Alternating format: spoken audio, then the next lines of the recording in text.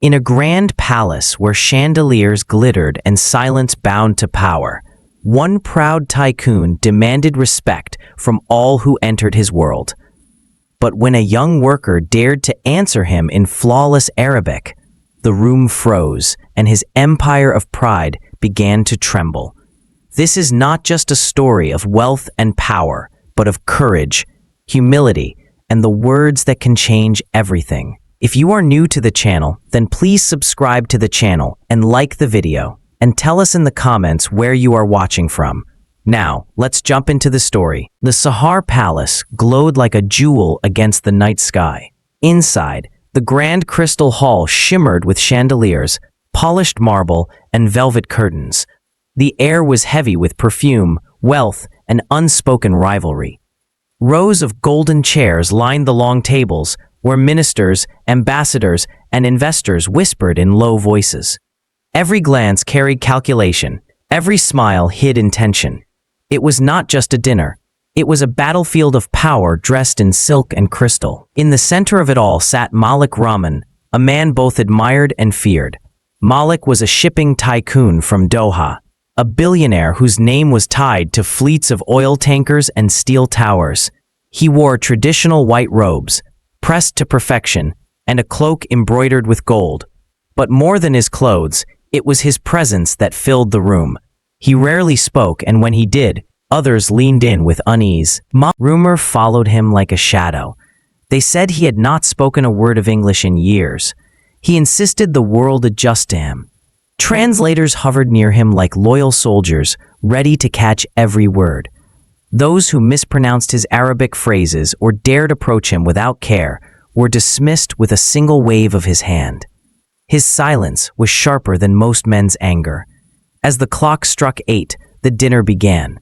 Waiters in black uniforms moved like shadows, carrying trays of crystal glasses and plates painted with silver designs.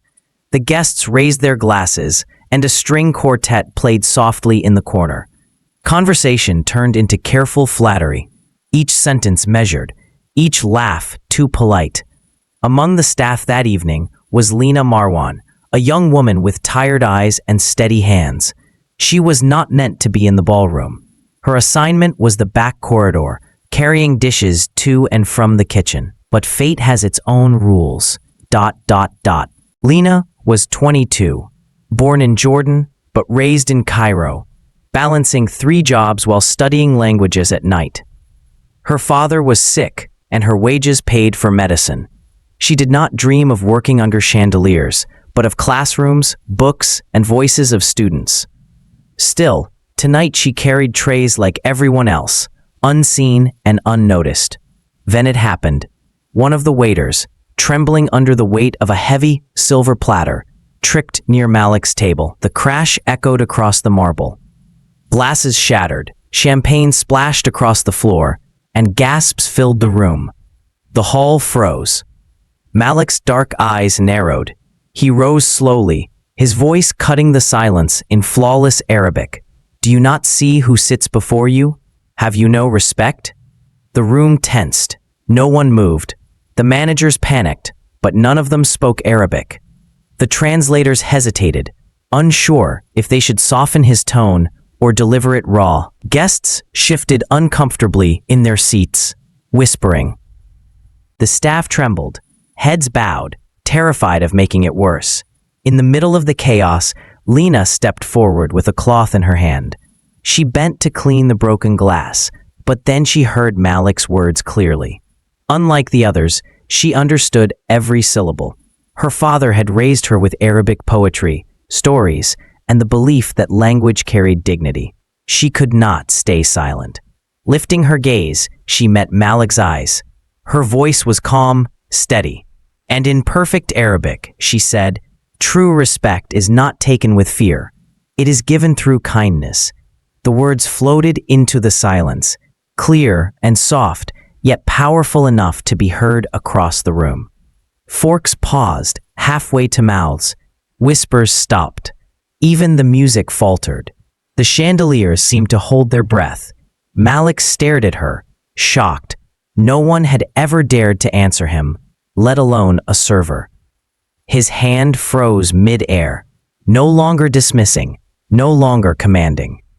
His gaze searched her face, not for defiance, but for something else he had not seen in years. The translators lowered their heads. They were not needed. The managers stood frozen, not daring to scold Lena for fear of worsening the scene. Guests looked from Malik to Lena, waiting, wondering if anger or admiration would follow. Lena stood quietly, her cloth still in hand, her heart racing. She did not know what would come next, but she knew she had spoken the truth. Malik's lips moved slightly, but no words came out. For the first time that evening, the man who demanded silence was silenced himself. And in that moment, the grand evening of power and pride shifted. The story was no longer about chandeliers and wealth. It was about a young woman who dared to speak and a powerful man forced to listen. The Crystal Hall did not forget what happened that night. Whispers of Lena's words spread quickly, traveling from guest to guest, then from table to table. Some called her reckless, others called her brave, but no one could deny that she had spoken with clarity and courage. For the first time in years, Malik Rahman, the tycoon who demanded silence, had been left without an answer. When the banquet ended, the guests departed with careful smiles and restless thoughts.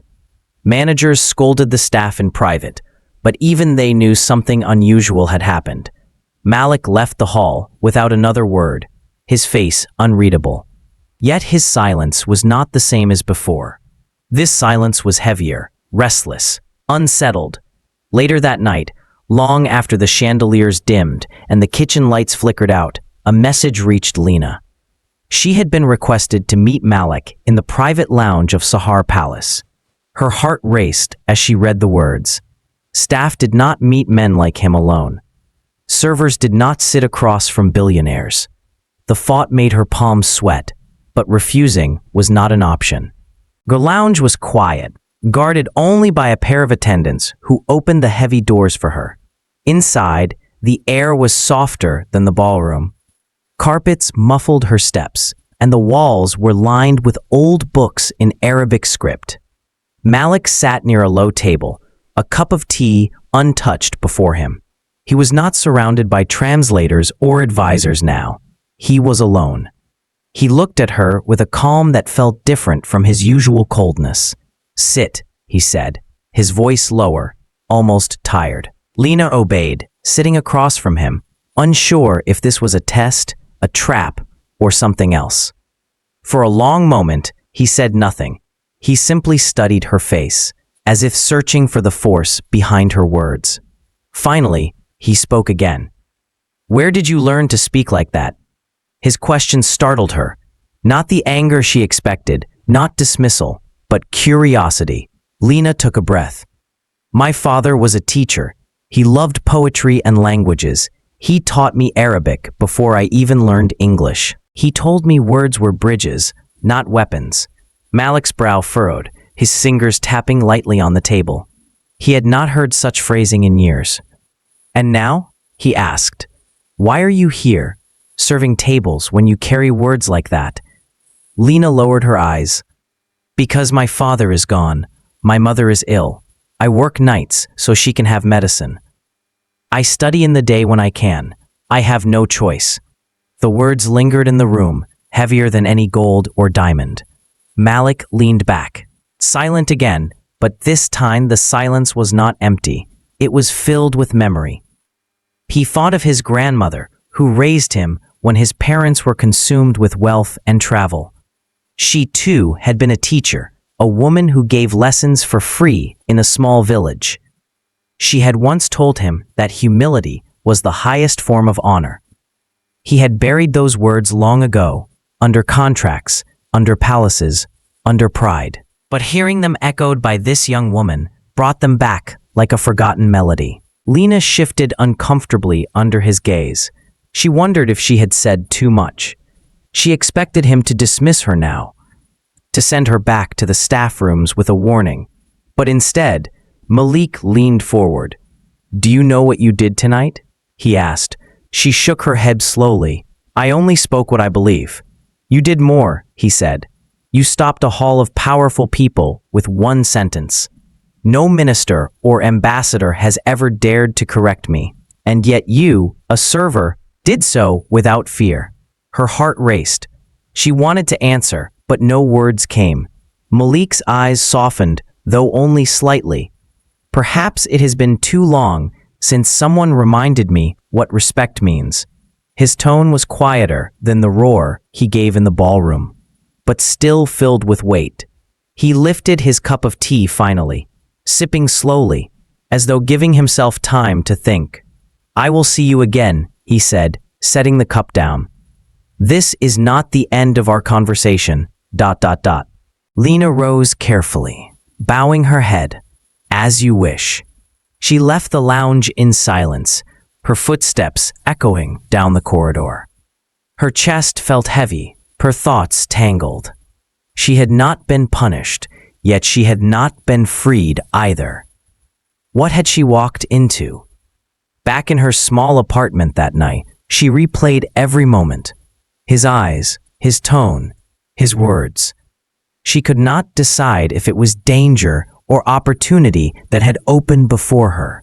And across the city, in his private suite, Malik stared at a single photograph of his grandmother on his desk. The woman who had once told him the same truth Lena had spoken. He whispered to himself, almost in disbelief, "True respect is given through kindness." The rising tension was clear. Two lives from different worlds had collided, and neither would remain the same. Days passed after the evening at Sahar Palace, but the memory of Lena's words did not leave Malik Rahman. No banquet, no business meeting, no lavish gift could erase the sound of her calm voice telling him that respect was given through kindness, not demanded with fear. The thought returned to him at night when the palace grew quiet. It haunted him in boardrooms where men nodded only to his wealth, never to his wisdom. Finally, he made a decision. He asked his assistant to arrange a private visit, this time, not in the palace, not in a crowded ballroom, but in his own residence. The invitation reached Lena while she was working in the hotel's laundry room. Her hands still smelled of detergent when the manager called her aside, his voice trembling. Malik Rahman had requested her presence at his residence. Fear and disbelief struck her. She imagined dismissal, punishment, or even worse. Yet a part of her heart whispered that something else was waiting. With steady nerves, she agreed. The next evening, Lena arrived at a grand villa on the edge of the city. Towering gates opened to reveal gardens lit with lanterns. She was guided inside through hallways lined with calligraphy and paintings of desert landscapes. The house was silent, but not cold. It carried the feeling of memory, as though every wall had a story to tell. Malik waited for her in a study filled with bookshelves, the smell of old paper and fresh tea mixed in the air. He was not dressed in embroidered robes this time, but in a simple white garment without gold or jewels. He motioned for her to sit across from him. "You look nervous," he said softly. "I do not know why I am here," Lena admitted. "You are here because I wish to understand," Malik replied. "I wish to know the voice that silenced me." Lena hesitated, then spoke. She told him of her father, a poet and teacher who had filled her childhood with Arabic verses. She spoke of his early death, of her mother's illness, of her long nights working so she could study languages by day. She spoke of her dream to become a teacher herself, to pass on the love of words that her father gave her. Malik listened without interruption. For the first time in years, he did not feel the need to control the conversation. He simply listened, each word painting a picture of a life built on struggle and strength. When she finished, he placed his hand on the table and leaned forward. "You see, Lena, I built an empire to be feared. I thought fear was respect. I thought silence meant loyalty. But your words broke through that illusion. They reminded me of something my grandmother once told me, before I buried her wisdom under my ambition. She said the greatest leaders are not those who are obeyed, but those who are remembered with kindness. His eyes held a depth she had not seen before, a mixture of regret and awakening. I cannot change the years behind me, he said, but perhaps I can change the years ahead. He reached for an envelope resting on the desk and slid it toward her. This is an admission letter with full scholarship to the International Cultural Institute I founded in Doha. It is yours. Your voice should not be hidden behind trays or uniforms. It should stand where the world can hear it. I cannot ignore that gift. Tears filled her eyes, but she held them back. This was more than opportunity. It was recognition. The kind of recognition her father would have dreamed of for her. I do not know what to say, she admitted. Say nothing, Malik answered. Just promise me one thing. Do not let power silence your kindness. Do not let the world make you forget the truth you carry. She nodded slowly, holding the envelope close to her chest. That night, as she left the villa, the city lights seemed brighter, the air lighter. For the first time in years, her path no longer felt like survival. It felt like destiny. Malik watched her go from the window, the weight of years heavy on his shoulders. Yet for the first time, he felt free. Her words had not only humbled him, they had transformed him. And so, in that quiet study lined with books, the lives of two people from opposite worlds turned. She stepped into a future filled with hope, and he stepped back into the truth he had once abandoned. 6 months later, the city of Amman buzzed with excitement. Banners hung across streets, cameras flashed in the hands of journalists, and leaders from across the region arrived in long black cars. The International Conference on Cultural Dialogue was about to begin, and it promised to be unlike any other. Inside the grand auditorium of the Cultural Institute, rows of seats were filled with ambassadors, scholars, business leaders, and students. Translators adjusted their headsets, reporters checked their notes, and the air was charged with anticipation. This was not just another gathering of speeches and applause. People whispered about the new voice that would take the stage, a voice no one expected 6 months earlier. That voice belonged to Lina Marwan. She stood backstage, dressed not in a uniform of black and white, but in a flowing blue dress embroidered with Arabic verses from her father's poems. Her hands trembled slightly as she held her notes, but her heart was steady. She remembered the long nights in small apartments, the echo of her father's words, and the impossible moment when Malik Rahman offered her a chance at something greater. Now it was her turn to speak. When her name was announced, the audience clapped politely at first, unsure of what to expect. Lina walked to the podium, the lights warm on her face, and for a moment the hall was silent. She began with a story. In simple Arabic, she told the audience of a night when a server stood in a ballroom filled with power and wealth, and how a single sentence stopped the room. She spoke of respect, not as a command, but as a gift freely given. Her voice was calm, clear, and steady, each word carrying weight. True respect, she said, is not built by fear. It is built by kindness, by listening, and by remembering the value of each person, no matter their position. The audience leaned forward, captivated. Some nodded in agreement, others scribbled notes, but all of them listened. She spoke of her father's poetry, of the bridges language could build, of the way words could heal where power once divided. As she spoke, Malik sat in the front row. He wore a simple suit, no golden cloak, no translators by his side. He listened quietly, his hands folded, his gaze fixed on her. For the first time in his life, he was not the center of the room. He was a listener, a student, and he accepted that role with peace. When Lina finished her speech, the hall erupted in applause. Not polite clapping, but a standing ovation that shook the walls. Cameras flashed, voices shouted her name, and people crowded to shake her hand. She smiled, humbled but not overwhelmed, because she knew the power was not hers alone. It belonged to the truth she carried.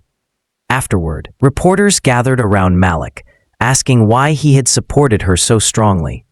He gave a small smile, the pride gone from his voice. "Because she reminded me of who I was," he said softly, "and of who I must choose to be." Those words traveled quickly through the press, quoted in headlines, repeated on television, and shared on radio. The image of a billionaire, humbled by a young woman's courage, spread far beyond the walls of the auditorium. But for Lena, the true victory was not the applause or the headlines. It was the quiet knowledge that her father's lessons had lived on, carried through her words into the hearts of others. She had become more than a worker in the shadows. She was now a teacher, a speaker, a bridge between cultures. Weeks later, letters poured in from students, teachers, and even leaders, thanking her for reminding them of something simple yet powerful. Respect was not something to demand, it was something to live. As for Malik, his life too had changed. He no longer ruled with fear or silence. In his meetings, he listened more than he spoke. In his home, he reopened his grandmother's books, reading the verses she once taught him. And in the eyes of his people, he was no longer a figure to fear. He was a man they respected because he had learned to respect them in return. And so, two lives once divided by power and position became threads in the same story. A story of humility, courage, and the power of words spoken with truth. From that day forward, whenever Lena was asked what gave her the strength to speak that night in the ballroom, she answered simply, "Because silence protects no one, but truth spoken with kindness can change everything." And with that, her journey as a cultural voice, an ambassador of respect, and a symbol of transformation began. And so, what began as a clash of pride ended as a lesson in humility. One voice reminded a powerful man that respect is not demanded, it is earned. If you enjoyed this story, don't forget to like, share, and subscribe for more inspiring tales.